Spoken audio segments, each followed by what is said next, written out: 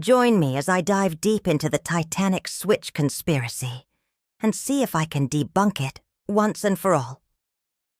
Before we begin, drop a comment and tell me from which city you're watching. Let's get to know each other. All right, let's dive right in. For more than a century, the Titanic has remained one of the most mysterious and tragic stories in history. But lately, the internet's been buzzing with one particular theory, the Titanic switch conspiracy. You've probably heard whispers that the ship that sank in 1912 wasn't actually the Titanic at all, but her nearly identical sister ship, the RMS Olympic. Sounds wild, right? Well, today we're separating fact from fiction and debunking this Titanic switch conspiracy theory once and for all. Let's start from the beginning. The Titanic and the Olympic were both part of the White Star Line's Dream Fleet, massive luxury ocean liners designed to dominate the North Atlantic. Built side by side in Belfast, Ireland, these ships were nearly twins in appearance. From the decks to the cabins, the similarities were striking. And that's exactly where this conspiracy theory takes root. The theory goes something like this. The Olympic, which suffered a serious collision in 1911, was badly damaged and too costly to repair. Some claim that White Star Line, desperate to recover its financial losses, secretly swapped the two ships.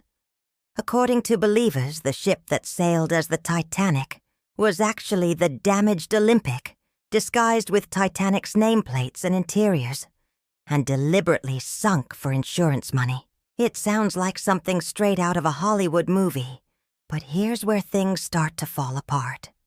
First off, let's talk insurance. The Olympic wasn't even insured for the same amount as the Titanic. The company couldn't have simply switched names and cashed in. Plus, the Titanic's insurance payout didn't even cover the total financial loss from the disaster. So, if this was supposedly an insurance scam, it was a terrible one. Second, there's the evidence from the shipyards themselves. Thousands of workers built these ships, and many of them left behind blueprints, photographs, and personal accounts.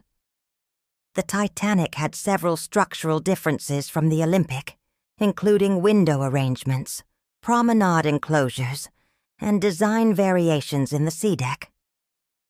These details were well documented before the Titanic ever left port. And when divers explored the wreck years later, what they found matched those exact Titanic-specific features, not the Olympic's. The ship resting at the bottom of the North Atlantic is, without question, the Titanic. But let's not stop there, because conspiracy theorists love to point to so-called evidence that proves their case. One popular claim is about the number on one of the Titanic's propellers. They say it matches Olympic's serial number. Sounds convincing until you realize the propellers were interchangeable between the two ships. It doesn't prove a swap. It just shows White Star reused parts. Nothing sinister about that. Then there's the crew theory. Some people noticed that several crew members who were scheduled to sail on Titanic didn't show up at the last minute. The claim is that they knew something was up. But that's not true either. Crew assignments were often changed due to scheduling conflicts, illness, or other last-minute issues. There's no evidence any crew member avoided the Titanic because they thought it wasn't the real ship. Another key point often mentioned is the supposed missing nameplates. People claim Titanic's brass letters were bolted over Olympic's markings. But again, there's zero physical proof of this. When the wreck was discovered, divers found Titanic's name carved directly into the steel, not attached with bolts or plates. Still, this theory refuses to die, mostly because people love a good mystery. And let's be honest, it's easier to believe in a massive cover-up than to accept that a combination of human error, design flaws, and tragic misjudgments led to such a devastating loss of life. But that's exactly what happened. Now, let's look at what the historical records tell us. The Titanic's maiden voyage was thoroughly documented. Construction logs, passenger lists, ticket sales, telegrams, even the ship's launch photographs. Every one of those details matches the Titanic's identity, not the Olympics. The press coverage, the survivor testimonies, the distress calls. All confirm it was indeed Titanic that struck the iceberg on April 14th, 1912. And speaking of survivors, hundreds of passengers and crew who had sailed on both ships later confirmed they were not the same vessel. Subtle design changes, layout differences, even the placement of certain bulkheads, all were distinct to Titanic. These people had no reason to lie. Here's something else that kills the conspiracy: the timeline. The Olympic was still being repaired while the Titanic was preparing for its first voyage. The logistics of secretly switching two massive ships, each weighing over 45,000 tons, without anyone noticing. Impossible. It would have required thousands of workers, engineers, and inspectors to stay silent forever. There's no way that kind of secret could have been kept. But despite all the evidence, the Titanic switch conspiracy theory continues to attract new believers every few years. Maybe it's because it offers a more dramatic story. Maybe it's because people love to question history. Or maybe it's just because the Titanic still captures our imagination like no other ship in history. Think about it.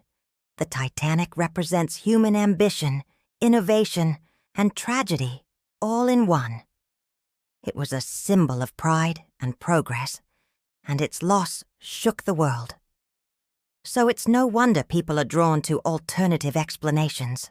But when you strip away the myths, what remains is still one of the greatest and most emotional stories ever told. At the end of the day, the truth doesn't need to be twisted to be fascinating. The Titanic didn't need a secret identity swap to become legendary. It already was. The real story is powerful enough on its own. A ship believed to be unsinkable, meeting its fate on a cold April night, carrying over 2,200 souls. That's what makes it unforgettable. So, the next time you come across a post or video claiming the Titanic was actually the Olympic, you'll know the facts. No insurance scam, no secret switch, no cover-up, just history, tragedy, and lessons that still echo more than a century later. Before we wrap up, I want to know what you think. Do you believe the Titanic switch conspiracy theory ever had any truth to it? Or do you think it's just another internet myth that refuses to sink? Drop your thoughts in the comments.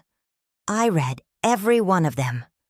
And if you enjoyed this deep dive into the truth behind the Titanic switch conspiracy theory, don't forget to hit that like button, subscribe for more fascinating history and mystery content, and ring the bell so you don't miss what's coming next. Thanks for watching, and remember, sometimes the truth is even more incredible than the conspiracy.